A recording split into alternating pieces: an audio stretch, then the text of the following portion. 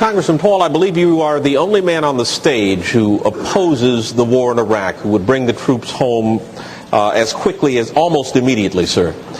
Are you out of step with your party? Is your party out of step with the rest of the world? If either of those is the case, why are you seeking its nomination? Well, I think the party has lost its way because the conservative wing of the Republican Party always advocated a non-interventionist foreign policy. Senator Robert Taft didn't want to be in NATO. George Bush won the election in year 2000 campaigning on a humble foreign policy, no nation building, no policing of the world. Republicans were elected to end the Korean War. The Republicans were elected to end the Vietnam War. There's a strong tradition of being anti-war in the Republican Party. It is the constitutional position. It is the advice of the founders to follow a non-interventionist foreign policy. Stay out of entangling alliances. Be friends with countries. Negotiate and talk with them and trade with them.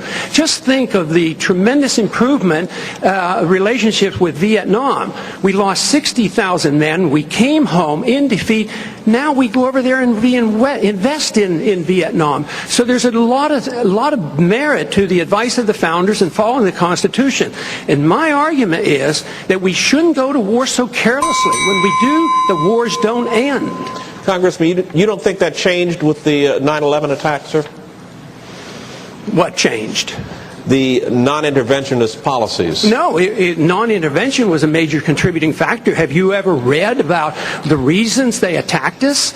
They attack us because we've been over there. We've been bombing Iraq for 10 years. We've been in the Middle East. I think Reagan was right. We don't understand the irrationality of Middle Eastern politics. So right now we're building an embassy in Iraq that's bigger than the Vatican. We're building 14 permanent bases. What would we say here if China was doing this in our country or in the Gulf of Mexico? We would be objecting. We need to look at what we do from the perspective of what would happen if somebody else did it to us. Are you suggesting we invited the 9/11 attack, sir?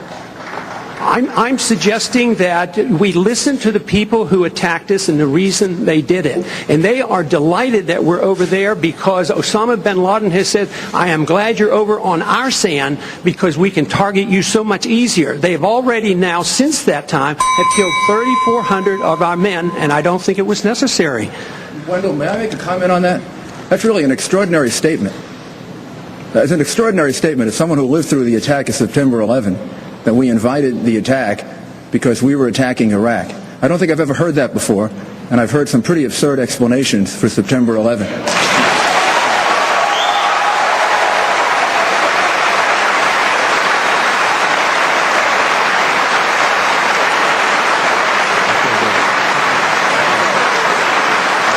And I would ask the congressman to withdraw that comment and tell us that he didn't really mean that. Congressman? I believe very sincerely that the CIA is correct when they teach and talk about blowback. When we went into Iran in 1953 and installed the Shah, yes, there was blowback. The reaction to that was the taking of our hostages, and that persists. And if we ignore that at our own risk. That if we think that we can do what we want around the world and not incite hatred, then we have a problem. They don't come here to attack us because we're rich and we're free. They come and they attack us because we're over there. I mean, what would we think if we were if other foreign countries were doing that to us? Can I have 30 seconds, please?